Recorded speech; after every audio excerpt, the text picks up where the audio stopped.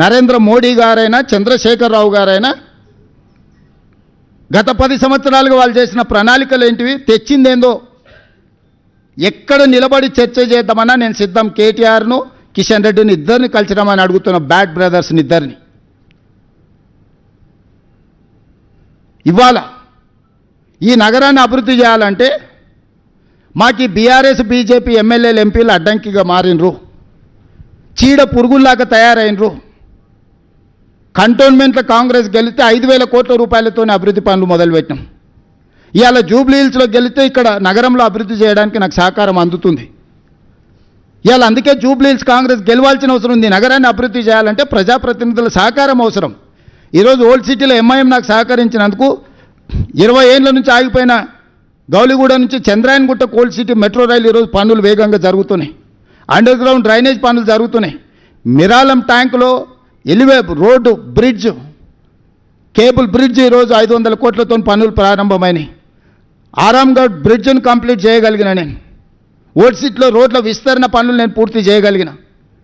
దాదాపుగా 4-5 వేల కోట్ల రూపాయలు ఈ 2 ఏళ్లలో ఓల్డ్ సిటీ అభివృద్ధి పనుల కోసం నేను నిధులు మంజూరు చేసి నేనే స్వయంగా పర్యవేక్షించి క్షేత్రస్థాయిలో నేనే చేస్తున్నా. మరి బీజేపీ బీఆర్ఎస్ మాకు సహకరించి ఉంటే ఈ నగరం అభివృద్ధి జరుగుతుంది కదా. ఈరోజు నేను ఏం అడుగుతున్నా, ఒక ఓటు అడుగుతున్నా. ఈ ఓటు ద్వారా అభివృద్ధి చేసుకుందాం, మెట్రో విస్తరించుకుందాం, నగరానికి గోదావరి జలాలు తెచ్చుకుందాం, మూసీ నది ప్రక్షాళన చేసుకుందాం. కిషన్ రెడ్డి గారిని సూటిగా అడుగుతున్నా. అహ్మదాబాదులో ఒక నూతన నగరం నిర్మించుకున్నారు. అహ్మదాబాద్లో సబర్మతి రివర్ ఫ్రంట్ అని నదీ ప్రక్షాళన చేసుకున్నారు.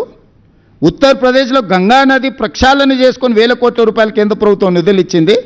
ఈరోజు ఢిల్లీలో మీ ప్రభుత్వం యమునా నది ప్రక్షాళన చేస్తామని 1,000 కోట్ల రూపాయలు కేంద్ర ప్రభుత్వం నిధులు ఇస్తుంది. ఉత్తరప్రదేశ్కు నదీ ప్రక్షాళన జరగవచ్చు, ఢిల్లీలో నదీ ప్రక్షాళన జరగవచ్చు, గుజరాత్లో నదీ ప్రక్షాళన జరగవచ్చు.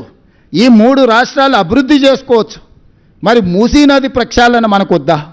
ఎందుకు పగబట్టినావు కిషన్ రెడ్డి? ఎందుకు కేటీఆర్కు సహకరిస్తున్నావు? ఎందుకు కేటీఆర్కు లొంగిపోయినావు?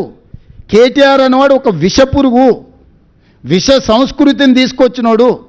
గంజాయి డ్రగ్స్ను స్కూల్ పిల్లలకు కూడా స్కూళ్ళ ముందు గంజాయి చాక్లెట్లు స్కూల్ పిల్లలకు అమ్ముకునే పరిస్థితి తెలంగాణ రాష్ట్రంలో వచ్చింది. ఎయిర్పోర్ట్ పక్కనే, ఔటర్ రింగ్ రోడ్ పక్కనే డాక్టర్ ఆడపిల్లను అన్యాయంగా రేప్ మర్డర్, నిర్దాక్షిణ్యంగా రేప్ అండ్ మర్డర్. సింగరేణి కాలనీలో 6 సంవత్సరాల అమ్మాయిని గంజాయి మత్తులో చంపినరు. వాళ్ళ పరిపాలనలో ఇట్లాంటి దుర్మార్గాలు ఎన్ని జరిగినాయి? జవహర్ నగర్ ప్రాంతంలో ఎన్ని దారుణాలు జరిగినాయి?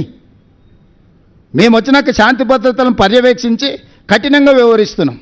గ్రేటర్ హైదరాబాద్ పరిధిలో 695 చెరువులు ఉంటే 44 చెరువుల్లో 100% టీఆర్ఎస్ వాళ్ళు ఆక్రమించుకొని కప్పేసి కట్టేసి అమ్మేసుకున్నారు.